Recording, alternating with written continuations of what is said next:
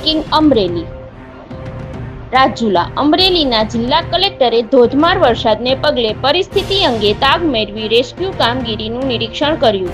રાજુલાના પીપાવાવ ધામ ગામે ભારે વરસાદ.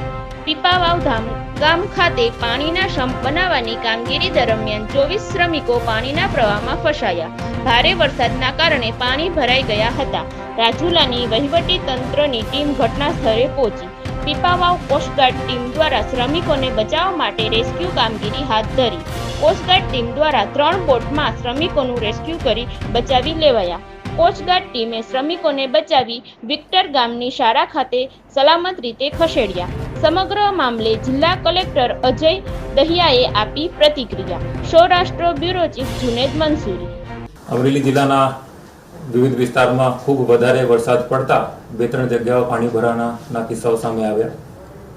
સાવરકુંડલા તાલુકાના ફિફાદ ગામની આજુબાજુ પાણી ભરાવાના કારણે ત્યાં એક પ્રાઇવેટ બસ પાણીમાં ફસાઈ ગઈ હતી. એ પ્રાઇવેટ બસની અંદર 6 લોકો સવાર હતા. એની જાણ થતાં તાત્કાલિક ડિસ્ટ્રિક્ટ એમરજન્સી ઓપરેશન સેન્ટરથી સાવરકુંડલા તાલુકાની ટીમોને અમે એક્ટિવેટ કર્યા. એસડીએમ સાવરકુંડલાને પણ સ્થળ ઉપર મોકલ્યા. ફિફાદ ગામની તરફથી અને અન્ય સાઇટ ગારિયાધાર તરફથી પણ રેસ્ક્યુ ઓપરેશન જે છે એ ચાલુ કરવામાં આવ્યું. બસની અંદર જે માણસો સવાર હતા એની તરફથી ઇન્ફોર્મેશન મળતા કે પાણી વધી રહ્યું છે. મેં તાત્કાલિક સ્ટેટ એમરજન્સી ઓપરેશન સેન્ટરમાં જાણ કરી અને એરફોર્સના હેલિકોપ્ટરની વ્યવસ્થા કરવામાં આવી.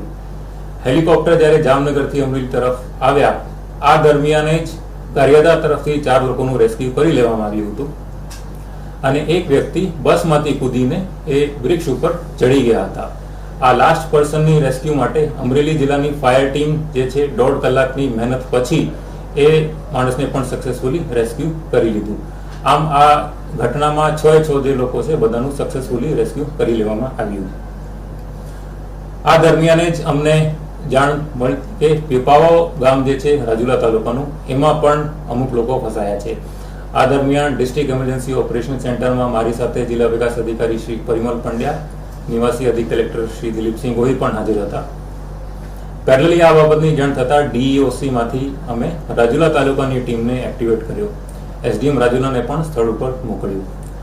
જ્યારે ડીઈઓસીમાંથી કોસ્ટગાર્ડ ઇન્ડિયન કોસ્ટગાર્ડની જાણ કરી તાત્કાલિક ઇન્ડિયન કોસ્ટગાર્ડની ટીમ આ સ્થળ ઉપર જવા માટે રવાના થઈ અને કોસ્ટગાર્ડની ટીમની જે બોટ છે એમના 3 ફેરા કરીને તમામ 24 લોકોને આ પીપાવાવ ગામની સીમમાંથી લઈને વિક્ટર ગામની શાળામાં રેસ્ક્યુ કરી લેવામાં આવ્યું.